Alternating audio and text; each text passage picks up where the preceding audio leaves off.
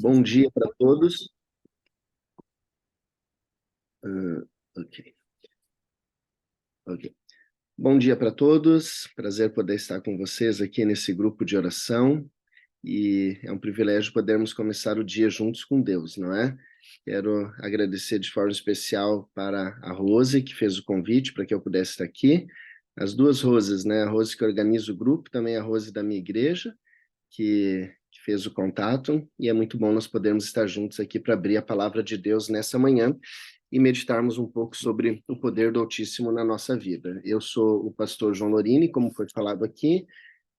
Atualmente eu trabalho na Igreja Brasileira de Bridgeport e de Hartford, que fica no estado de Connecticut, nos Estados Unidos, e eu sou novo aqui, eu cheguei esse ano ainda, vindo do Brasil, de Porto Alegre, onde eu passei os últimos 11 anos lá na capital do Rio Grande do Sul. E sou casado com a Bianca, tenho duas crianças, a Emily, que tem 7 anos, o Henrique, que tem 4 anos, e só para você conhecer um pouquinho aí sobre a minha pessoa, e realmente que Deus possa te abençoar muito hoje. Abra sua Bíblia comigo, se você puder, no livro de Filipenses, capítulo 4, versículos 4 a 6. Nossa meditação hoje vai ser baseada nesses 3 versos da Bíblia, e nós vamos juntos aprender 3 características de um cristão. Imagina que você chegou num trabalho novo, e nesse trabalho novo eles indicaram que você precisa usar um uniforme. E o objetivo de você usar esse uniforme é para que qualquer pessoa que te olhar quando chegar nessa empresa saiba que você faz parte dessa equipe, você faz parte desse time. Então, o uniforme, ele te identifica e te diferencia das outras pessoas que não trabalham ali. Como cristãos, nós também temos um uniforme que nós usamos, e esse uniforme é composto de várias virtudes, vários atributos, várias características positivas que quem segue a Deus tem na sua vida. E aqui em Filipenses, capítulo 4, versos 4 a 6, de forma bem específica, nós vemos 3 dessas características. Meu objetivo aqui não é dizer que essas são as únicas características de um cristão, e tampouco é dizer que elas são as mais importantes, mas o meu objetivo aqui é dizer que se elas estão na Bíblia, sim, elas são importantes e nós devemos fazer de tudo para que essas características apareçam na nossa vida. E elas vão aparecer não pelos nossos méritos ou pelas nossas obras em si, mas elas vão aparecer de fato como um fruto de alguém que está ligado em Jesus. Então, assim como Jesus me explicou que uma árvore ela não pode dar fruto se não estiver ligada, ou melhor, um ramo não pode dar fruto se não estiver ligado à árvore, no caso, Jesus usou o exemplo da videira, nós não poderemos ter esse tipo de característica se não estivermos ligados com Jesus. Mas se estivermos ligados, eu acredito que isso daqui vai fazer parte da sua vida e como um uniforme vai te diferenciar das demais pessoas do mundo e vai deixar claro quem é que você segue, quem é que você é, de fato, um cristão. Antes de ler o texto, apenas um contexto sobre a carta de Filipenses. Essa realmente é uma carta que se aplica a qualquer tipo de pessoa. Eu não conheço exatamente você, mas eu imagino que no grupo aqui, tem quantas pessoas agora aqui? Tarará, 40 pessoas. Num grupo aqui de 40 pessoas, nós devemos ter aqui pessoas que estão assim num contexto de que está tudo bem na vida, que você está feliz, está terminando o ano, está tranquilo, está se preparando para o Natal, para o Ano Novo, e a vida está indo muito bem, obrigado. É bem possível que aqui nesse grupo nós tenhamos pessoas vivendo um contexto assim. Família vai bem, a saúde vai bem, trabalho vai bem, na igreja está tudo bem, e por aí vai. Mas também é possível que nós tenhamos aqui no grupo pessoas que estão em lutas, que estão em problemas, que estão em dificuldades, que estão com situações muito complexas passando na sua vida. E essa carta de Filipenses se aplica de forma muito especial a esses 2 grupos. Por quê? Porque aquelas pessoas que estão sofrendo são representadas aqui pelo apóstolo Paulo. O apóstolo Paulo escreveu essa carta quando ele estava preso, e ele estava preso por ser um pregador cristão. Imagina você dedicar sua vida para pregar o evangelho e buscar a Deus em oração, trabalhar para Deus, viver totalmente só para Deus, e o resultado disso ser você ser mandado numa prisão fria, numa prisão sem comida, numa prisão sem esperança. Era assim que Paulo estava, numa situação muito ruim, uma situação complicada, deprimente talvez. Por outro lado, por isso Paulo representa aquelas pessoas que estão passando por problemas, por dificuldades. E, por outro lado, a carta foi escrita para a igreja de Filipo. A igreja de Filipo era uma igreja diferenciada. Quando a gente olha essas cartas que tem na Bíblia do apóstolo Paulo, sem a menor sombra de dúvida, a igreja de Filipo era a igreja mais, como é que eu posso dizer? Era a igreja assim que mais seguia os planos de Deus, a igreja mais tranquila, a igreja mais bondosa, a igreja mais envolvida na missão, uma igreja que tinha muita gratidão, uma igreja que você lê a carta, você percebe que Paulo não está lidando com problemas, como, por exemplo, quando ele escreve para a igreja de Corinto ou para outras igrejas. Então, esta igreja representa essas pessoas que estão com a sua vida num bom momento. Então, seja se você está passando por problemas muito difíceis na sua vida, como Paulo estava, ou seja se a sua vida está indo muito bem nesse momento, como a igreja de Filipos estava, essas três características elas servem para você. Por que eu fiz essa introdução ao começar? Porque não há desculpa nenhuma para nós não vivermos essas características na nossa vida cristã. E se nós tivermos alguma dificuldade com elas, nós precisamos reexaminar a nossa vida, a nossa busca com Deus e o que nós precisamos mudar para viver esse plano de Deus em nossa vida. E quais são, então, essas três características? Primeira, está no verso 4, onde a Bíblia diz assim: alegrai-vos sempre no Senhor. Outra vez digo, alegrai-vos. A primeira característica de um cristão é a alegria. Um cristão deve ser uma pessoa alegre, deve ser uma pessoa feliz. Existe um pensamento muito errado sobre o cristianismo, sobre um cristão, que tem uma visão de que se o cristão é um cristão verdadeiro, se o cristão é um cristão que confia em Deus, ele tem que ter assim um ar sempre pesado. Ele tem que estar sempre assim tenso. Parece que a alegria não pode fazer parte da vida. Parece que ele precisa ser caracterizado por muitas lutas. Como você vai? Muitas lutas, muitas dificuldades, não está fácil, olha, e um ar pesado, um ar de tristeza, um ar negativo. Isso não é o que nós encontramos na Bíblia como uma característica de um cristão. A Bíblia diz que o cristão deve ser alegre, o cristão deve ser feliz, o cristão deve ser uma pessoa que procura essa alegria e procura expressar essa alegria. Só que não é uma alegria que vem do nada, ou uma alegria que vem de qualquer coisa.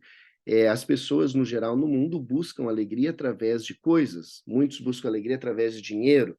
Agora, nessa época de Natal, onde presentes são trocados, onde pessoas aproveitam para comprar um carro novo, ou pessoas aproveitam para reformar sua casa, ou para fazer uma viagem muito especial. Algumas pessoas pensam que quando elas fizerem determinadas coisas, ou quando elas tiverem determinadas coisas, aí sim elas terão alegria.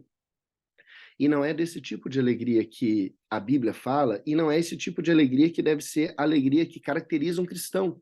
A alegria que caracteriza um cristão, ela tem duas características de acordo com esse verso. O verso é tão curtinho, mas nos ensina tantas coisas. Primeiro, nós devemos ser alegres. Não é uma opção. Nós devemos, um cristão deve ser alegre. E deve ser alegre por quê? Primeira característica da alegria de um cristão, porque a nossa alegria vem do Senhor. Ela não vem do dinheiro, porque o dinheiro pode acabar. Ela não vem da saúde, porque um dia um médico pode sentar na sua frente e te dar um diagnóstico de que você não tem mais saúde, mesmo que tenha cuidado da sua saúde. Ela não vem dos seus relacionamentos, porque os relacionamentos eles dependem de pessoas, e às vezes as pessoas falham e erram e você pode se frustrar. Por isso a nossa alegria ela vem do Senhor. Ela tem origem, e essa é uma origem que nunca falha, essa é uma origem que nunca nos deixa na mão, essa é uma origem que nunca nos abandona.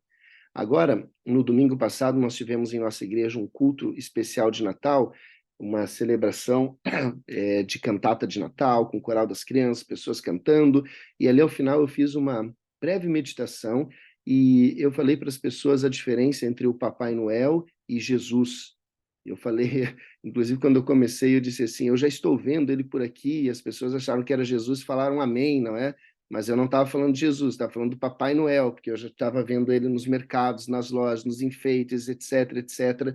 E eu disse que o Papai Noel ele tem características interessantes, ele traz alegria, ele traz presentes, ele isso, ele aquilo, só que ele tem um defeito gigantesco, ele vai embora. Quando acaba o Natal, ele vai embora. Ele não aparece em janeiro, em fevereiro, em março, ele não visita ninguém no hospital em abril, ele não ajuda nenhuma pessoa que se separou em junho, julho, ele simplesmente some. E Jesus não é assim. A Bíblia diz que Jesus é Emanuel, Deus conosco, o tempo todo. Por isso nós devemos ser alegres. As pessoas podem nos abandonar, mas Jesus é Deus conosco. A igreja pode nos frustrar, mas Jesus é Deus conosco. O dinheiro pode acabar, mas Jesus é Deus conosco. A saúde pode ir embora, mas Jesus é Deus conosco. Um filho pode nos entristecer, mas Jesus é Deus conosco. Por isso o apóstolo Paulo, em uma prisão fria, sem expectativa, sem esperança, com pouquíssima comida, pouquíssima água, nas piores condições possíveis, ele escreve uma carta, ele diz para as pessoas assim: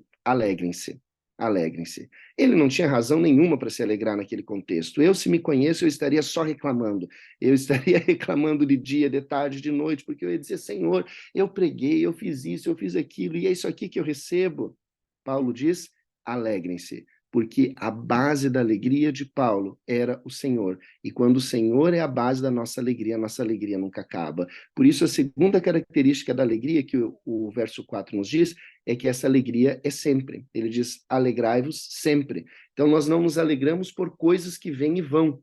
É como a oração. A Bíblia diz: em tudo dai graças, o espírito de gratidão. Eu não vou agradecer quando uma coisa muito ruim me acontece, porque isso seria hipocrisia.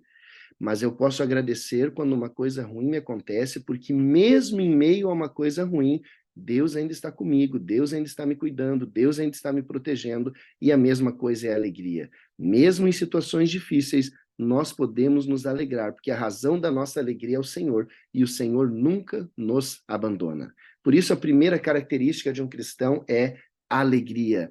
Nós devemos ser alegres, e eu queria estimular você a ser uma pessoa de alegria, a ser uma pessoa de sorriso no rosto, a ser uma pessoa que agrega outras pessoas, a ser uma pessoa que, quando alguém te olha, ela quer ir perto de você, porque você não é uma pessoa que está com um semblante pesado, um semblante negativo, um semblante de reclamação, mas você é uma pessoa que está com um semblante de alegria, e essa alegria vem do Senhor, e essa alegria contagia. Primeira característica desse nosso uniforme: o cristão deve ser alegre. Segunda característica, verso 5: seja a vossa moderação conhecida de todos os homens, perto está o Senhor.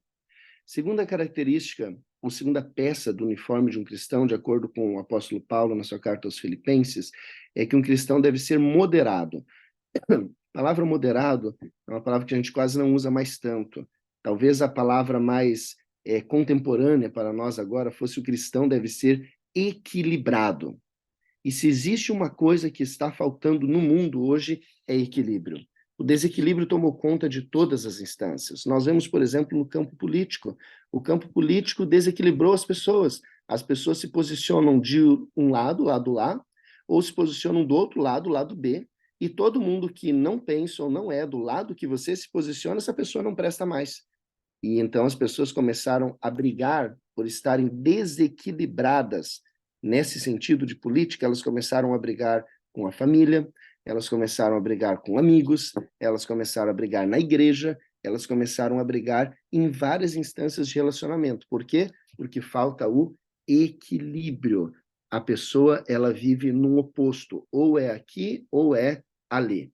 E o desequilíbrio, ele pode acontecer também dentro do contexto religioso, e acontece com muito mais frequência do que talvez você possa imaginar, porque às vezes dentro de um contexto religioso, dentro da igreja, vai ter alguém que diz: não, o cristão deve ser assim, e ele começa a fazer uma lista de coisas e está desse lado. E já o outro diz: não, o cristão deve ser assado, e é uma outra lista de coisas e é do lado oposto. E é como se você tivesse que escolher entre 8 ou 80. E, na verdade, nada disso é o plano de Deus. O apóstolo Paulo, ele diz assim: o cristão deve ser equilibrado, o cristão deve ser moderado. Ellen White chega a citar que uma das coisas que pode tirar pessoas do reino de Deus, então ela está falando de nós, de cristãos, de adventistas, de pessoas que buscam a Deus, uma coisa que pode nos tirar do reino de Deus é o desequilíbrio. As pessoas podem se perder por causa de um liberalismo excessivo, mas também elas podem se perder por causa de um excesso nos cuidados, um excesso nas regras, um excesso nos procedimentos, tornando a pessoa até mesmo algo parecido com um fariseu. Esse não é o plano de Deus. O plano de Deus é assim, vocês devem ser moderados, vocês devem ser equilibrados em um mundo que está para explodir, em um mundo que está nas pontas, em um mundo que está vivendo de forma desequilibrada. O apóstolo Paulo diz, você cristão, você que busca Deus, você que tem um relacionamento com Deus, você tem que ser moderado, você tem que ser equilibrado. Ele te diz o porquê disso. Ele diz, porque isso será um testemunho. Às vezes as pessoas querem pregar e não sabem como pregar. Aqui está uma forma como pregar. Eu vou te dizer como você não prega. Sabe como você não prega? Você não prega quando, por um lado, você busca a Deus todos os dias. Aqui vocês têm o costume de buscar a Deus bem cedo de manhã. Então você busca a Deus todos os dias. Mas aí quando você vai na sua rede social ou numa conversa, você é desequilibrado, você é desmoderado, você é muito intenso, tem que ser do seu jeito ou nada feito.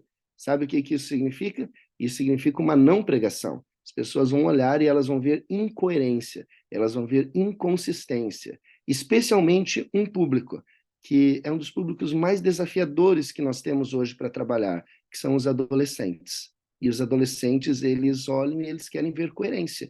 Então, se você vive dessa forma, você acaba não sendo um testemunho. Paulo diz, seja a vossa moderação conhecida dos homens, seja ela um testemunho.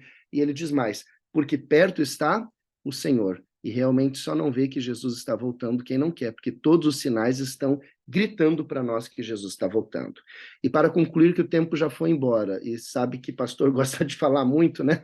Então, vamos para a terceira e última, no versículo 6, que diz assim, não andeis ansiosos de coisa alguma, em tudo, porém, que sejam conhecidas diante de Deus as vossas petições pela oração e pela súplica com ações de graça.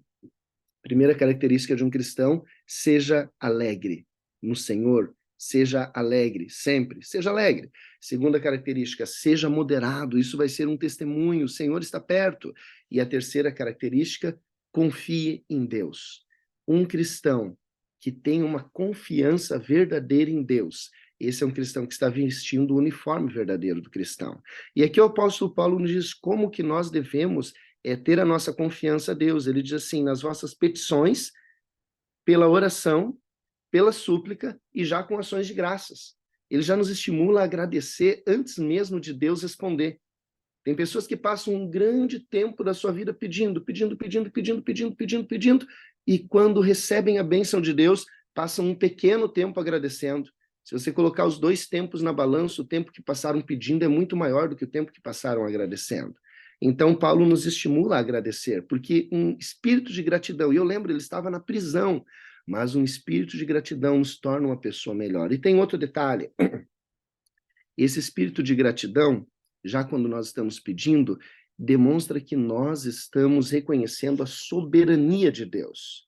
Nós gostamos de falar do poder de Deus, do seu braço poderoso e da sua mão forte. E realmente ele tem um braço poderoso e uma mão forte. Mas esse braço poderoso e essa mão forte são movidas em nosso favor. E tem mais, esse braço poderoso e essa mão forte são movidos em nosso favor como resposta à oração. Então, sim, Deus é poderoso. Sim, Deus pode fazer muitas coisas. Sim, Deus é o Deus de milagres. Mas também nós precisamos entender a soberania de Deus. E a soberania de Deus significa que Deus sabe o que é melhor para nós, mesmo que nós não entendamos. Eu já vi pessoas que foram para Deus e pediram coisas. Pediram, mas quando não ganharam, abandonaram a Deus. Oh, se Deus não faz assim, é porque ele não me ama. Das duas, uma. Ou Deus não me ama, ou Deus não tem poder. Porque se ele me amasse e tivesse poder, como ele diz, ele faria isso daqui. Nós determinamos a ação de Deus. Não.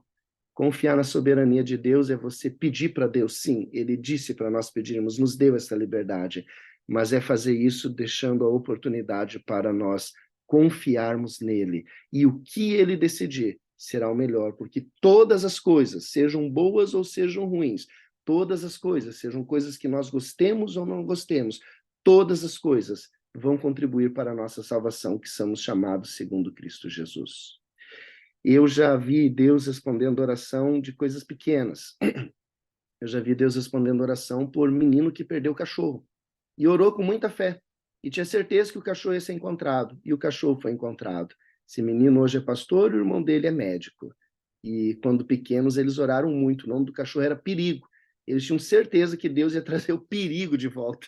E olha que Deus trouxe. Foi uma história muito interessante. Mas eu já vi também gente com câncer buscando a Deus, que achou que a vida estava indo embora.